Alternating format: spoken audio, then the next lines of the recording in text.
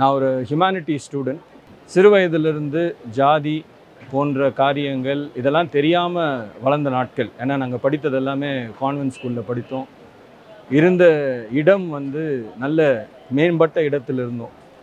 ஆனால் வாழ்க்கையில் வளர வளர சமுதாயத்தை பார்க்க பார்க்க ஏன் சிலருக்கு இது கிடைக்குது, ஏன் சிலருக்கு இது கிடைக்க மாட்டேங்கிறது என்கிற சில காரியங்கள் என்னுடைய வரலாற்று ஆசிரியர்கள் அவர்கள் சொல்லிக் கொடுத்த காரியம் பெரியாரை குறித்தும் அம்பேத்கரை குறித்தும் மிகவும் ஒரு ஈடுபாடை எனக்குள் ஏற்படுத்தியது.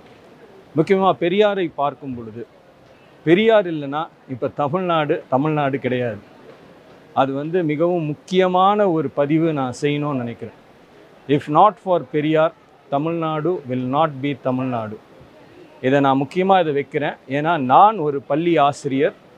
வரலாறு, பொலிட்டிக்கல் சயின்ஸ் இதெல்லாம் நான் சொல்லிக் கொடுக்குறேன். அப்படி சொல்லிக் கொடுக்கும்போது எத்தனை புனைவுகள் இருக்குதுன்றதையும் நான் பார்க்குறேன்.